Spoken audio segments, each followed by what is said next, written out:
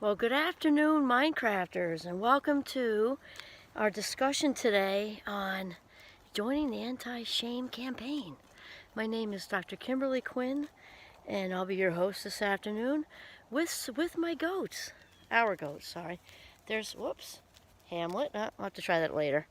Hamlet and King Lear and Caesar out here joining me, and they're enjoying a lovely feast, as you can see right there. And I'll tell you, with our today's discussion, I've been pushing for therapy goats for a very long time at Champlain College, where I teach, because they're known to greatly reduce anxiety. All right, so shame. We're going to revisit that. We talked about that a little bit last time with Win from Within, and how,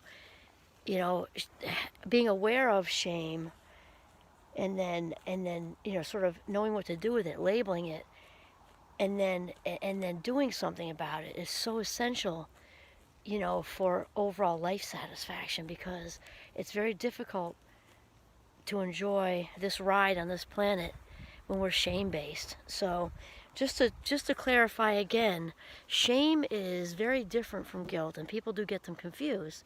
And guilt has a job, it has a role, which is to keep us from doing bad things, spreading rumors or slashing someone's tires. Is kind of severe, but anyway, it keeps us from doing those things, and hopefully our conscience kind of goes ding ding ding, that was bad, and then we pushes us to make changes, apologize, start over, fix it, whatever it is, or something.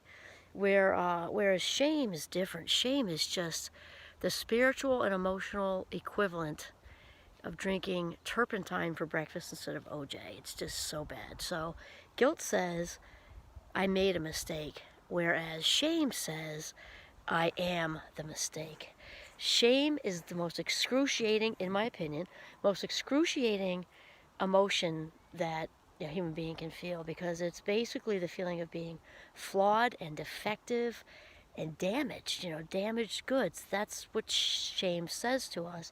And for me, it was a visceral thing, way back when I started to work on this.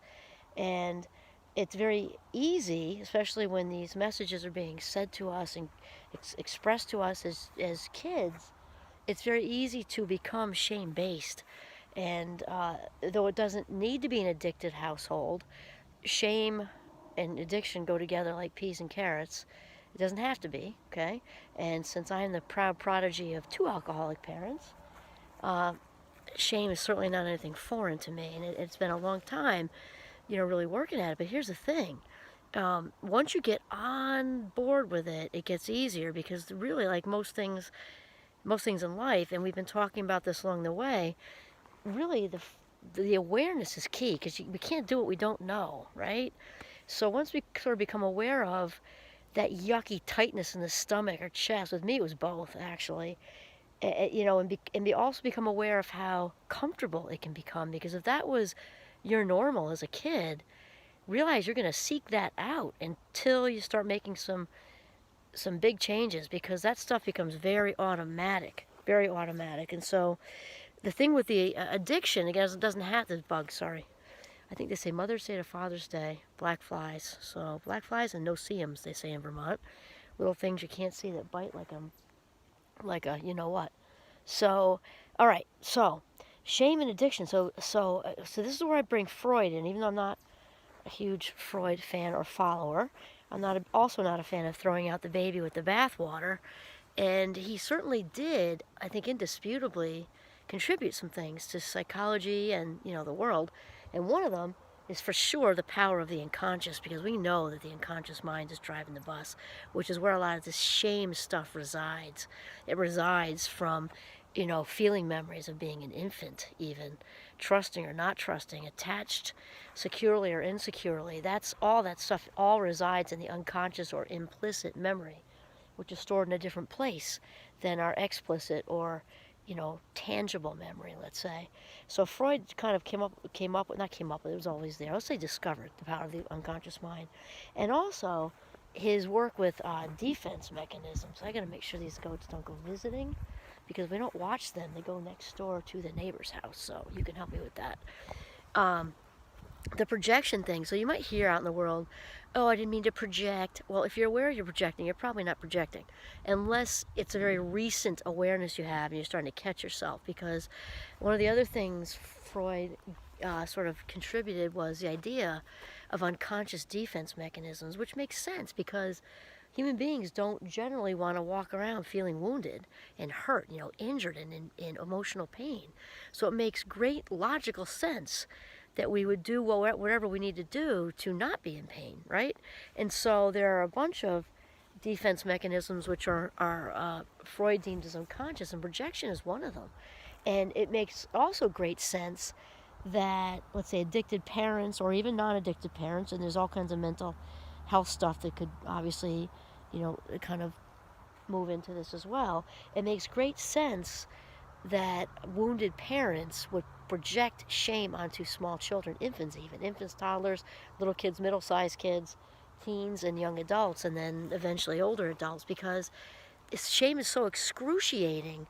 Nobody wants to feel it. So, what better way to deal with it than unload it on somebody else? And again, they're not typically aware of this. So this obviously becomes habitual because there's a little release when we shame, say shaming things and rage at people, even though it's kind of like diet soda with an aftertaste, because it might feel good briefly in a strange kind of way because it's kind of letting air out of the balloon, but then of course we get hit with the shame again because we're feeling like a bad person, bad parent, whatever. So it's kind of like this cycle. So the first step is awareness. So we're going to see today, sorry, I got to get these bugs out of here. So the deal with shame is first we've got to notice it. So that's the awareness. We've got to notice it, then name it. This is shame. I watched that YouTube and now I get it. That visceral feeling I get when my mom's around or my dad's around or my new partner's around. I'm recognizing the consistency of that in these circumstances. And that has me feeling not enough. And also, as we've mentioned, things, typically things land along a spectrum because rarely does life kind of have polarized things. So it might be, somebody might be shame-based from severe, abuse, neglect, maltreatment as a child, and might, really have some deep stuff there. And somebody might be in the middle, and somebody might just notice that these things are kind of tripping their cord. So notice it first, label it second, and then seek higher ground. When you're starting to heal from the shame that just binds us up and keeps us stuck, it's so important to seek higher ground. And by that I mean your people, your trusted people, because we don't want to trust this vulnerable feeling that we're coming into, by wrapping around our shame and experiencing that with more conscious awareness. We need to have those people that you can let right in your rib cage with your most vulnerable information and emotions, and trust that it's not going to go anywhere. Even if they're not close to you physically, then you call them. And that is sort of the best way to deal with shame as we kind of learn to come out of it.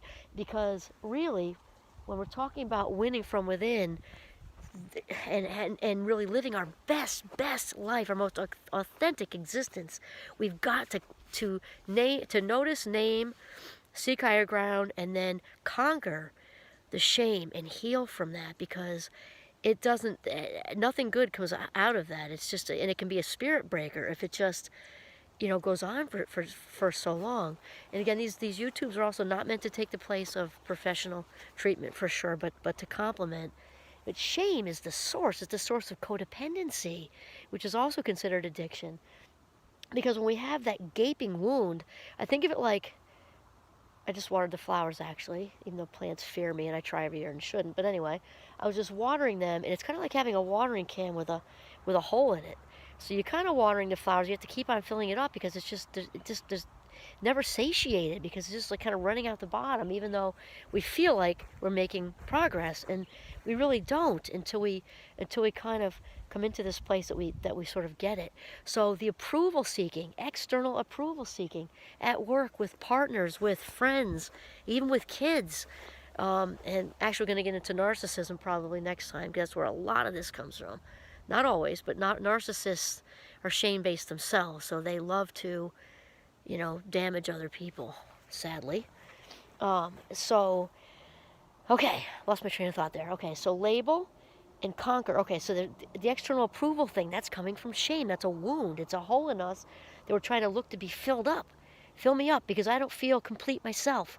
And as we said in the last video, win from within, as babies, we are not born, when we pop out, we're not born feeling incomplete. We're not. We're born feeling complete and enough and whole, and with 100% confidence that we'll be loved and cherished. And then something goes wrong, so it's kind of like an archaeological dig, and what can help as clues or tips with that is to look at our behavior, because that's just an external expression. Our actions, especially if they're patterns, are just expressions of what's going on the inside, right? And so we can look at, what do I still need to seek approval? I'm 30 and 40 and 50 or whatever, or I'm 20 and I'm just starting this road. Look at that and human doing behavior. And I'm not talking about just doing nice things to be a good person. My license plates are pay it forward. I'm very much a big fan of conscious acts of kindness. Though you got to look at what it's doing for. Is it you're just doing it to be, just doing a pay it forward, or is it part of where you get your self-esteem from? Because if it's where you get your self-esteem from, that I feel good about myself, I feel enough because I do things for people. That's not healthy. That shame is the total source underneath that. And running around people pleasing and then getting resentful, how come I'm driving everybody's kids all over and I bake brownies for the PTO, 4 times in a row and nobody appreciates me, and all that ego filler stuff that's looking to be appreciated, looking for kudos, looking for approval, looking for reassurance. And then there's people who go out and date jerks, right? We talked about that. And then they break up with that jerk, and then there's another one just wearing a different outfit. And that's because that shame stuff is saying, I don't deserve better than this. And that person isn't aware of it. And so only when that person does the work on the inside is somebody different going to be at the front door. I mean, it's just how it is, because that thing about, what we put out there, they'll say, oh, you're going to put that out there. That's really true. Because if we're walking around not seeing, knowing, and believing our own value, we are putting that out there. So we're putting it out there to not be treated the best, all the way in the spectrum of that.